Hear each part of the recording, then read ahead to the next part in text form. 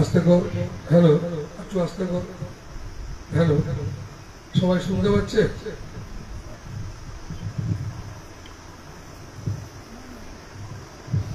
আজকে প্রথমত আমি আগের দিন এসেছিলাম, পরিবেশটা আশ্রমে মোটেই ভালো ছিল না। হ্যালো হ্যালো, আস্তে কর।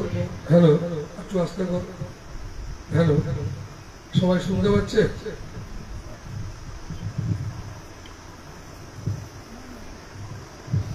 আজকে প্রথমত আমি আগের দিন এসেছিলাম,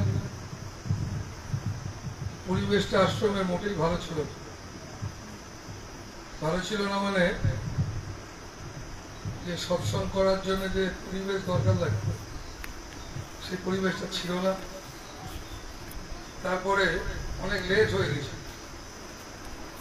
আমাদের লেট হয়ে যাওয়া মানে আমাদের আশ্রমের একটা নিজস্ব নিয়ম আছে, আর সেই নিয়মটা আমি তৈরি করেছি।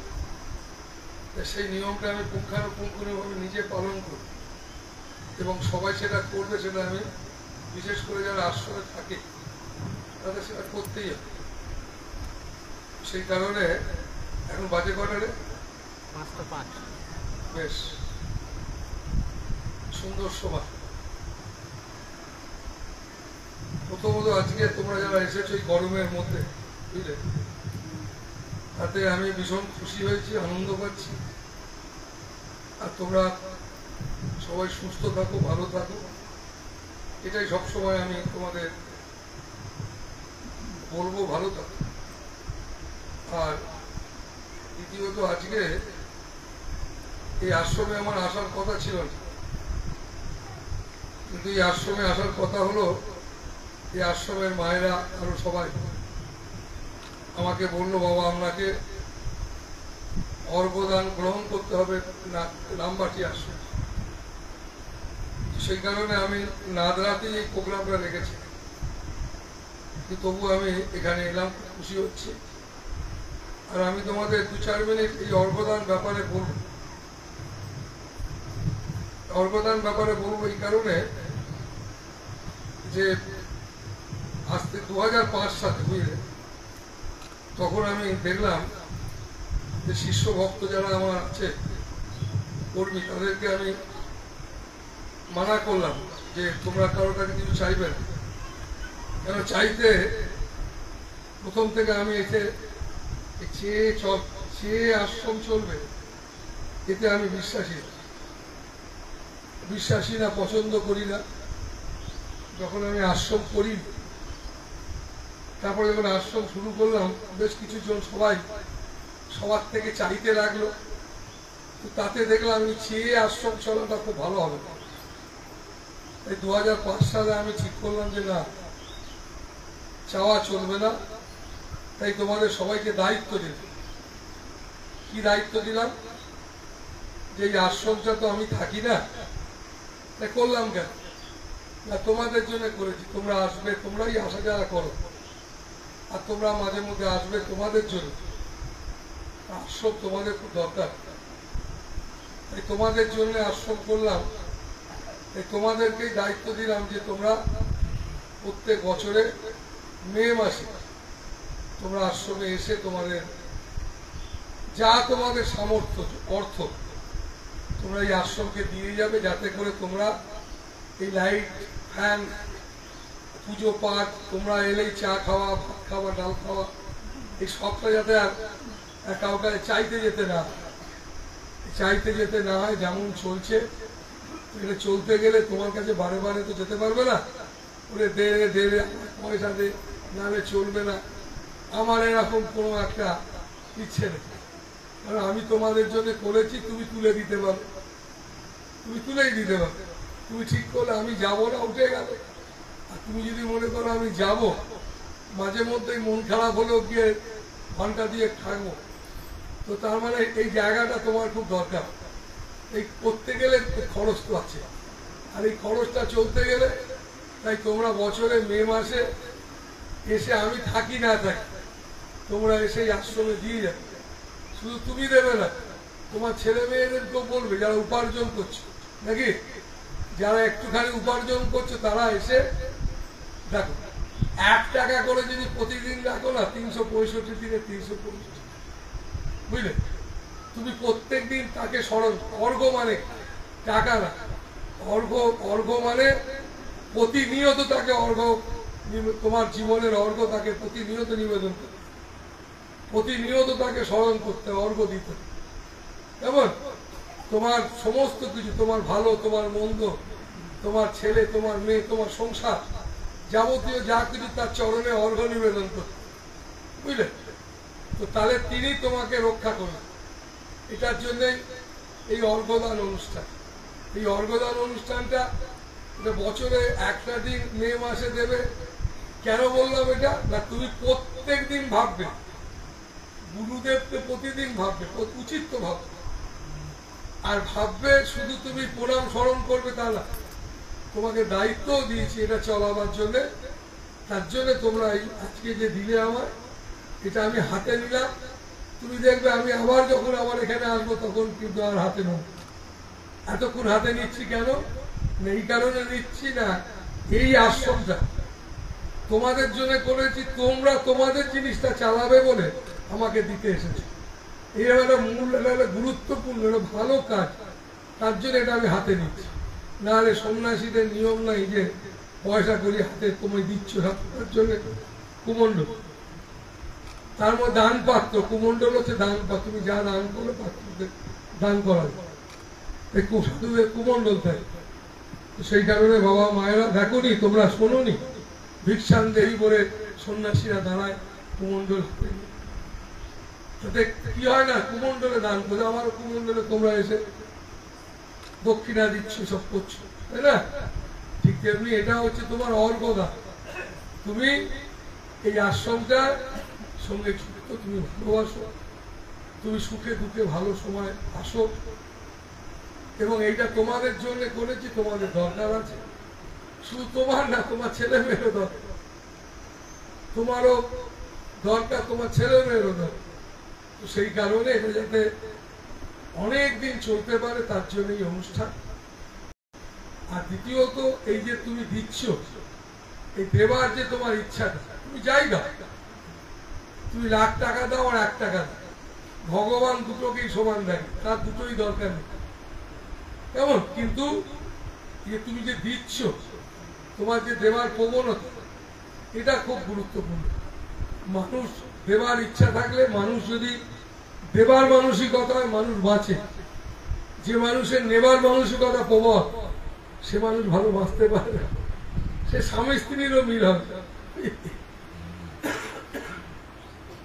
তাছাড়া সংসারী হবে। যে বাড়িতে তার বউ শুধু নিতে চাইছে, মিল হবে না, তার বর নিতে চাইছে, কোনোদিন হবে, সে গরিবই হবে আর লাট সাহেবই হোক, বুঝলি, হতে পারবে। দেবার মানসিকতা চাই, এটা ভালো সংস্কার। এই সংস্কারটা তোমার ছেলে মেয়ের মধ্যে আসুক। ওরে দেবার সংস্কার না এলে বাঁচবে কি নেই, মিল হবে কিসে, মিলন হবে কিসে বল? মিলন তো দিয়ে দেবার মানসিকতাতে কোনদিন মিলন হবে? আমি দিয়ে যাবো আর তুমি নিয়ে যাবে, যেদিন আমি দেবো না সেদিন আর তুমি ঘুরেও তাকাবে না, কেমন? এই মানসিকতা কোনো মতে ভালো না। তো সেই কারণে আমি তার জন্য দেখবে আমার আশ্রমে তোমাদের সকল সময় আমি বলছি যে দেখবে যত মহাপুরুষ যারা এসেছেন এই ধরিত্রীতে, বুঝলে, সে বুদ্ধ, রামকৃষ্ণ, চৈতন্যদেব, সে সাই বাবা, যত সব মহাপুরুষরা এসেছেন,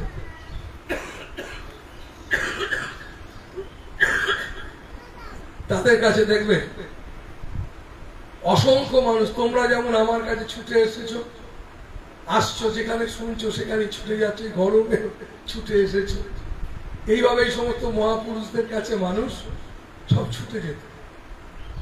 কি নিয়ে যেত? নানান ভাবনা, কারোর ছেলে হয়নি, কারোর বুকে ব্যথা, কারোর শোক, আমার স্বামী হারা, আমার ছেলে হারা, বিভিন্ন রকমের, একে বলে তিতাব জ্বালা, বুঝলি, তিতাব জ্বালা।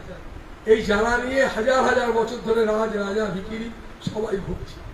তুমি ভাবছো এখন তা না, চলছে, এই জ্বালা চলছে। তো এইসব নিয়ে মানুষ ছুটে আসতো। আর এর ওষুধ কিন্তু তোমরা ভাবছো বোধহয় কিছু একটা দিয়ে দিলে আমি ঠিক হয়ে যাব। তো তাই এরা কোনোদিন যে সমস্ত মহাপুরুষরা এসেছিলেন তাদের কাছে অনেক মানুষ গিয়ে তাদের কারোর কিছু হয়েছে, কারোর কিছু হয়নি। অনেক মানুষ যীশু খ্রিস্টের কাছে, রামের কাছে, এদের কাছে সব যেত মানুষ গিয়ে, তাদের অনেকের ভালো হতো, অনেকের। তার মানে কি সবার যে একবার ভালো হয়ে যাবে তা তো না। তো সেই কারণে এরকম কোনো মহাপুরুষ আসেনি এরকম করলেই সব ভালো হয়ে যাবে। কেমন? তো এরকম আসবে না। কেন হবে না? এটা হয় না। মানুষের ভালো হয় কিসে? তুমি কি ভালো চাইছো? আমার টাকা, আমার গয়না, আমার এই সব ভালো চাইছো। তো এইসব ভালো গুণ একে বলে ব্যবহারী মায়া। এ ক্ষণস্থায়ী। এ কি করে তোমার ভালো হবে যেটা সত্যি না? এ তোমার সঙ্গে কিছুতেই কিছু যাবে না। তুমি এত পরিশ্রম করছো, এই সমস্ত পরিশ্রম গুলো যার জন্য তুমি করছো, যে কারণে করছো, সেগুলো একটাও তোমার সঙ্গে যাবে না। তো যাবে কোনটা? না তুমি যে ভালো কর্ম করছো সেটা যাবে। সেই ভালো কর্ম করছো তো কি সেই ভালো কর্ম করছো তুমি যে তোমার সঙ্গে থাকবে, যাবে? তোমার কি সেই ভালো কর্ম যেটা তোমার ভালো কর্ম? এটাকে তোমায় ভাবতে হবে।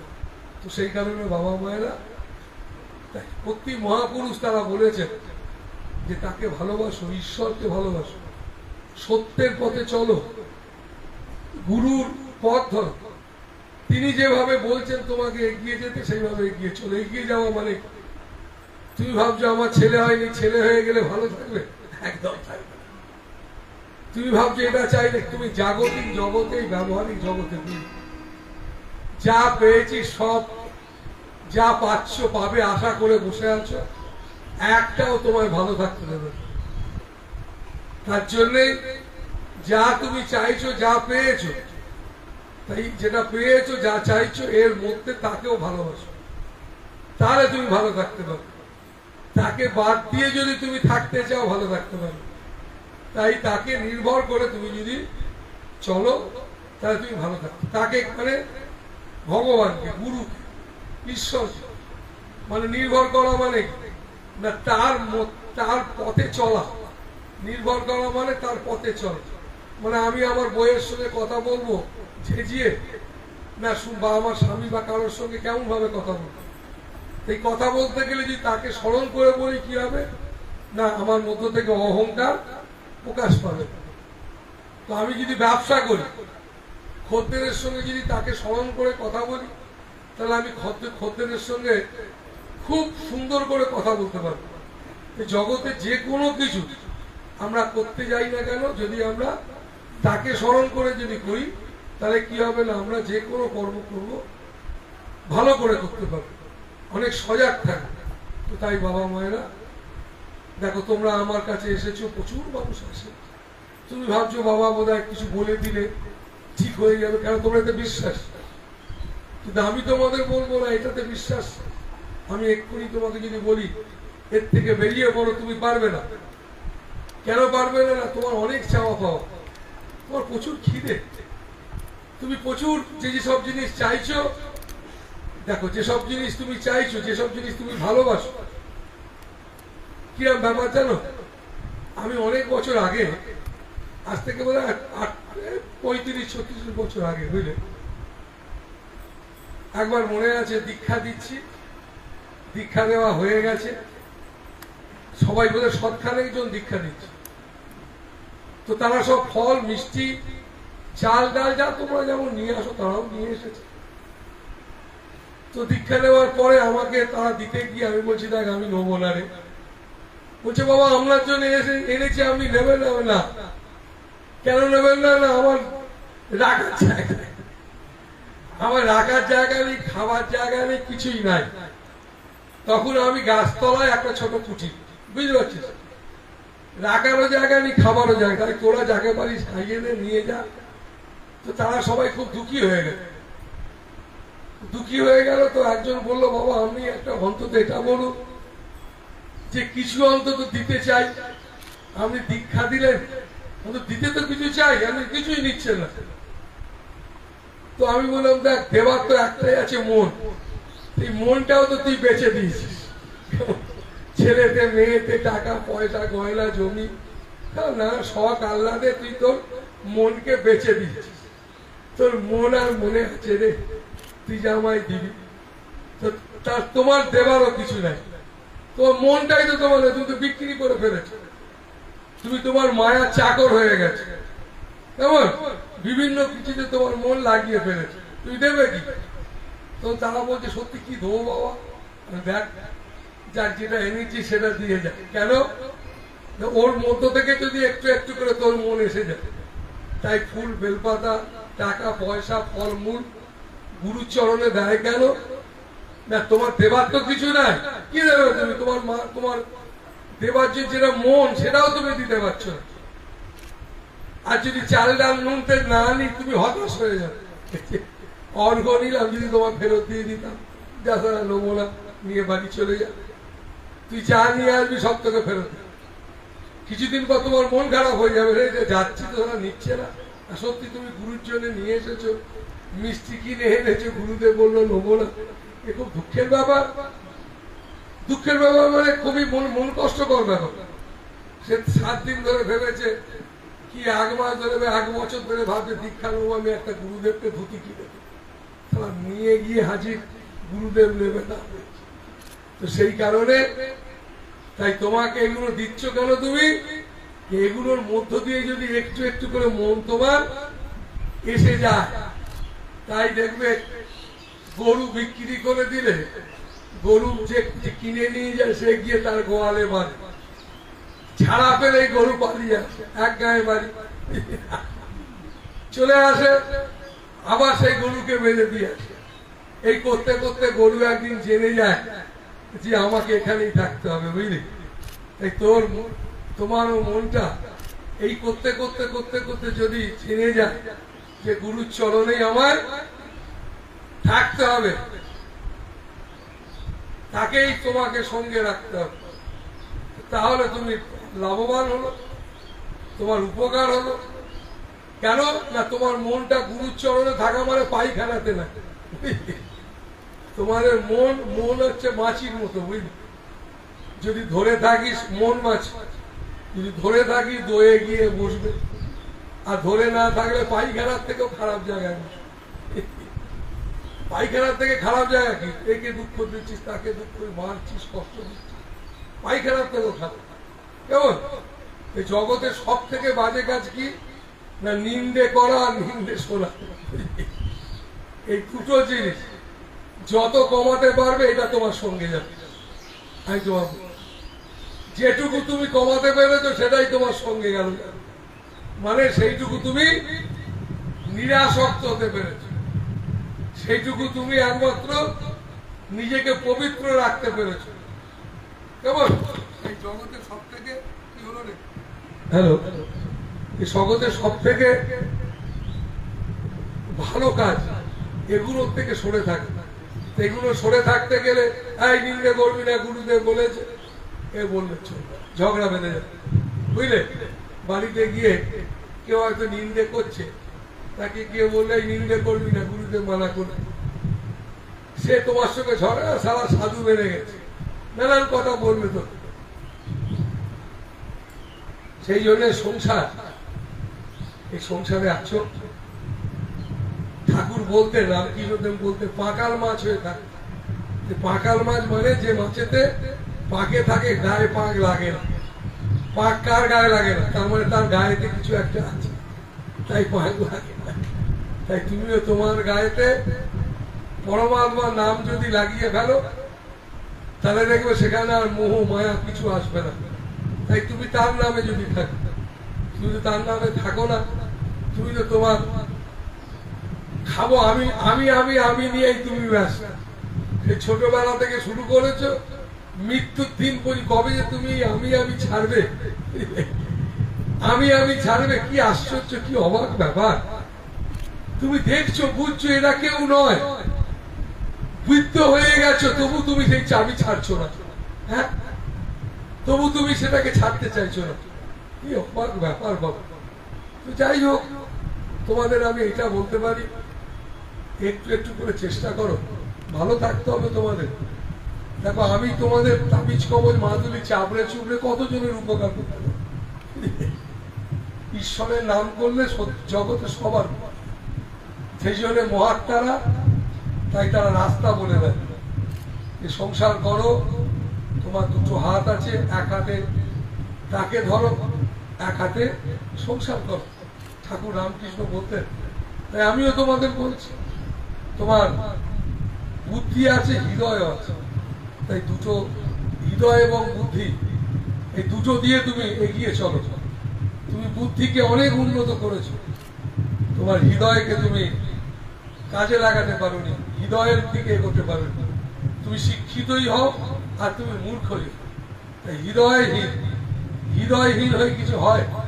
তাই দেখবে শুধু মাটি দিয়ে কিছু হয় না, জল চাই, জল আর মাটি মিশিয়েই একটা কিছু করে। তাই তোমাদের শুধু বুদ্ধিটাকে তোমরা খুব এই করলে এটা হবে, সে করলে সেটা হবে, অমুক করলে তাই হয়, এই বললে এটা বললে না কেন, তুমি এটা বলনি বলেই তাই এরকম হলো, এইসব নানান রকম শুধু প্যাচ কচে বসে বেড়াচ্ছ বুদ্ধির মধ্যে। কিন্তু তুমি একবারও হৃদয় বলে একটা কিছু আছে, সেইখানে তুমি একবারও পৌঁছতে পারোনি। কেন না, তুমি আমি আমি আমি আমার এতেই মত্ত হয়ে রয়েছে। তাই তুমি অন্তর্মুখী হওয়ার চেষ্টা করো। তাই প্রত্যেক দিন অন্তর্মুখী হওয়ার জন্য প্রত্যেক দিন সময় দিতে হয়, ওরে সময় দিতে হয়। সংসার করতে গেলে যেমন সময়, যে কোনো জিনিসে সময় না দিলে হয় না, তো অন্তর্মুখী হতে হয়। কেননা তোমাকে বাঁচতে হবে, ওরে তুই আগে ভালো থাক। তুই ছেলে মানুষ করবি, স্বামী স্ত্রী দুজনে মিলে যে গল্প করবি বা 100 যাই করতে যাও, আগে তোমাকে তাকে ভালোবাসতে হবে, তার জন্য তোমাকে সময় দিতে হবে। তাই প্রত্যেক দিন অন্তত পক্ষে কিছুক্ষণ করে যেমন ভাবে সুন্দর করে বসেছ, এই সুন্দর করে বসে সময় দেবে। সময় দেওয়া মানে তাকে গুরু কর্ম বলে। গুরু কর্ম মানে কি? গুরু কর্ম মানে যে কর্মের মধ্যে আমি খাবো, আমি শোবো, আমি করবো নাই, কেমন এই 24 ঘন্টা তুমি করছো, তার জন্য তুমি মরেছো, তার জন্য তুমি এত অতৃপ্ত, তোমার ভেতরটা কোনো তৃপ্ত নাই, তুমি ছটফট করে ছুটছো, এটা করবো না, সেটা করবো, ওটা করবো, এক্ষুনি কি যে তুমি করবে তুমি নিজেই জানো, কেমন? তাই তুমি ছুটে বেড়াচ্ছ, তোমার আসল যে পথটা, সেই পথটার থেকে ছড়কে গেলে, ওরে তলিয়ে গেলে একদম যায়। তাই তলিয়ে যাওয়া চলবে না, তাই ধরতে হবে তাকে। কারণ মাথায় রাখবে, আমরা কোথায় পড়ে গেছি না, আমরা পশুত্ব আমাদের মধ্যে এসে ঢুকে পড়েছি। মনুষ্যত্ব থাকার কথা, পশুত্ব ঢুকেছে। এই পশুত্ব আমাদের, যাকে রিপু বলে, রিপু। তুমি একটা ভালো ছেলে, ভালো মেয়ে, ভালো বউ, যে কোনো বয়সের হোক, হঠাৎ এমন একটা কাণ্ড ঘটিয়ে ফেললো, নিজে তো দুঃখী হলো, সবাইকে দুঃখী করে দিল, সবাই অবাক হয়ে গেল।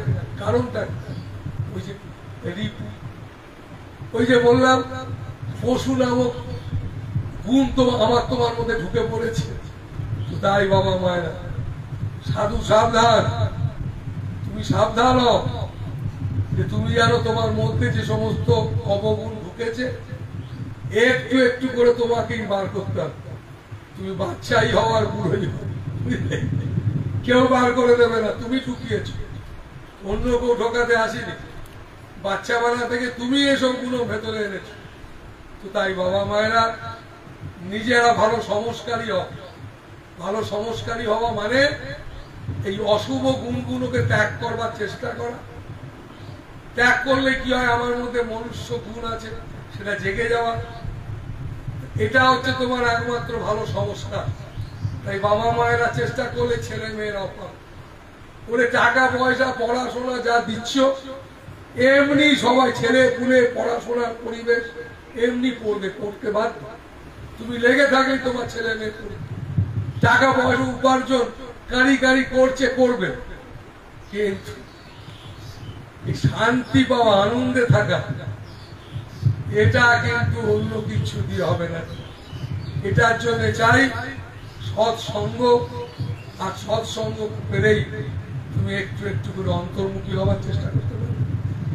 আর সৎসঙ্গের মধ্যে থাকলেই তোমার মনে হবে না আমি একটুখানি সময় দিই প্রভুর জন্য, প্রভুর কর্মে সময় দিই, মানে আমার মন মাঝিটাকে প্রভুর চরণে রাখি, কেমন?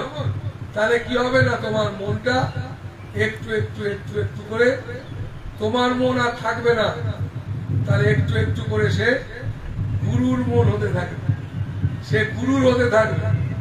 তাহলে দেখবে তুমি আনন্দে পাবে, তোমার সংসারে সবাই আনন্দে থাকবে, শরীর মন ভালো থাকবে, তোমার শরীর সুস্থ হয়ে উঠবে, যে কোনো রোগ সুস্থ থেকে তুমি মুক্তি পাবে। আজকের দিনে নানান সব রোগ, নানান রকমের ব্যাপার, কারণটা কি?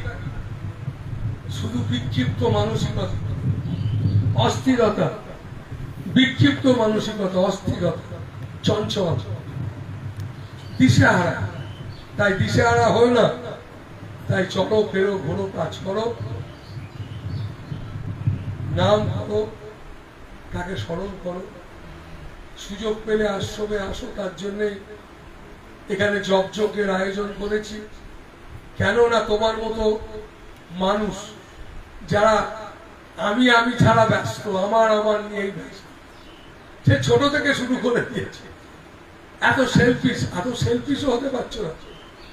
তুমি যদি সেলফিশ হতে পারতে না, তাহলে না বোঝা যেত তুমি খুব সেলফিশ। কিন্তু আখেরে গিয়ে দেখতে পাচ্ছি তুমি এত সেলফিশ। সবাই বলছে, আমি 35 বছর আগে যাকে সবাই বলছে সেলফিশ, খুব সেলফিশ, খুব সেলফিশ, স্বার্থপর। আমি 35 বছর পর সেই লোকটাকে দেখছি, সারা লোকটা সত্যি সেলফিশ ছিল না, লোকটা বোকা ছিল। কারণ সে লোকটা নিজেই কাজ, যাদের জন্য করেছিল তারাই তাকে সেলফিশ বলছে। এ ভারী মজার ব্যাপার, সে নিজেই কাজ। তার মানে কি তুমি আদৌ বোকা। বোকা কথাটা ব্যবহার করলাম কেন না, তুমি সব কাজই করো, শুধু একটা কাজ করো না। সেটা কি না, নিজেকে বাঁচার রাস্তাটা তুমি করো। কেমন? সেই পদ্ম ফুলের মধ্যে মৌমাছি মধু খেতে গিয়ে ভুলে যায় যে উড়ে পালাতে হবে মধু খেয়ে। যখন খেয়ে পালাতে যায় তখন দেখতে পায় পদ্ম ফুল আস্তে আস্তে তাকে ঘিরে ফেলেছে, চারদিক থেকে ঘিরে ফেলেছে, ঢেকে দিয়েছে, বেরোতে পারে। ঠিক মানুষ, যদি কোনো মানুষ পরমাত্মার স্মরণ করে সংসার করতে করতে, সে ঠিক মধুও খেতে পারে, আবার ঠিক সময় মতো বুঝতে পারে না আমাকে এর থেকে বেরোতে হবে, বেরিয়েও করতে পারে। তার জন্য বেরিয়ে পড়বার জন্য তাই তাকে উপর পানে দেখতে হয়, নিচু পানে দেখলে হয় না। উপর পানে দেখলেই বোঝা যায় যে আমাকে এবার বেরোবার পালা হয়েছে, নাকি রে? তাই বাবা মায়েরা একটু একটু করে চেষ্টা করো। ছোট ছোট ছেলে মেয়েরা, তোমাদের সবাইকেই বলছি, যারা সবে সংসার শুরু করেছো, যারা সংসার করবে, যারা বাচ্চা ছেলেপুলে স্কুলে পড়ো, মাথায় রাখবে জীবনে ভালো থাকতে গেলে কিছু ত্যাগ করতেই হবে, কিছু ছাড়তেই হবে। 18 বছর বয়সে মনে হবে সারা একটা ছেলের সঙ্গে প্রেম করি, একটা মেয়ের সঙ্গে প্রেম করি, তাহলে এই স্বভাব ত্যাগ করতে হবে বড় হতে গেলে। তো এরকম অনেক কিছু মনে হবে। এসব জিনিস তোমাকে খুব সজাগ হয়ে তোমাকে এই অভ্যাসগুলোর থেকে তোমাকে বল না আমি এখন এসব করবো না, আমি এর থেকে বেরিয়ে আমি আসল জিনিস করবো। কি করবো না, নিজেকে তৈরি করবো। তাই এইটা করতে গেলে, নিজেকে ঠিক রাখতে গেলে, তাই তোমার, তার নাম সংযম। তাই তোমার চেষ্টা করতে হবে অন্তর্মুখী হওয়া। অন্তর্মুখী হওয়া মানে সংযমী হওয়া।